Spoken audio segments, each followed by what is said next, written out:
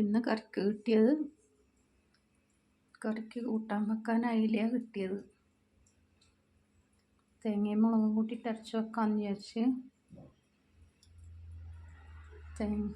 മാങ്ങ കൂട്ടിയിട്ട് വെക്കാമെന്ന് വിചാരിച്ച് അതിൽ കുറച്ച് തേങ്ങ, ആവശ്യത്തിന് വേണ്ട തേങ്ങ, മുളക് മാത്രം കൂട്ടണ്ടെന്ന് വിചാരിച്ചപ്പോൾ തേങ്ങ ഇട്ടു അരച്ചെടുക്കാൻ. മിക്സിൻ്റെ ജാറിലേക്ക് ആവശ്യത്തിന് വേണ്ട മുളക്,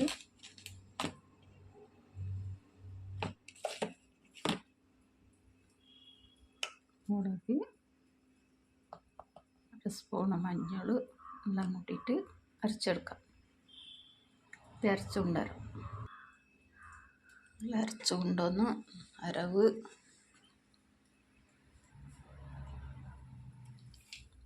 ചേർക്കുക.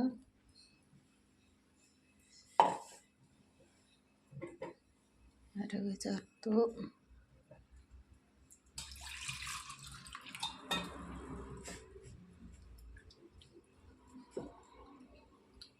അരവ് ചേർത്ത് കഷ്ണം ഇഞ്ചി, ഉള്ളി എല്ലാം കൂടിയിട്ട് ചതച്ചെടുത്തു. ഇത് അടുപ്പത്ത് വെക്കാം. അരവ് തിളച്ചാൽ മാങ്ങയിട്ട് കുളിക്ക്.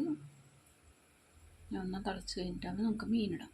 കറിയിട്ട് അതിൽ കറി വെക്കാം. തേങ്ങയും മുളക് അരച്ചിട്ട് കറി വെക്കാമെന്ന് വെച്ചു. അതിൽ അരവ് തിളച്ചിട്ടുണ്ട്. കയ്യിൽ മീൻ അയിലയാണ് കിട്ടിയത് കറിക്ക്.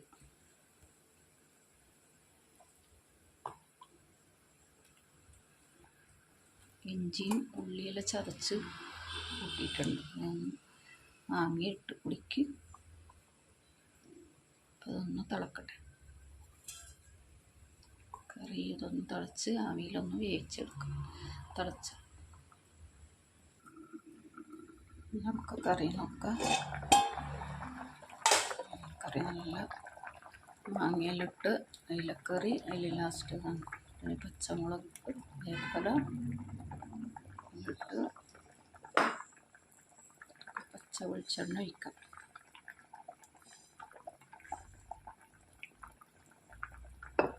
താളിക്കാണ്ട വെച്ചത് തേങ്ങ മുളക് അരച്ചിട്ട് അങ്ങനെയാണ് വെച്ചത്. മീൻ പച്ചമീൻ മാങ്ങിയിട്ടിട്ട്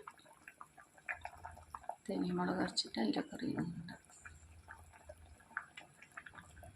ഇതുപോലെ വെച്ച് നോക്കാം. എല്ലാവരും നന്നായിരിക്കും.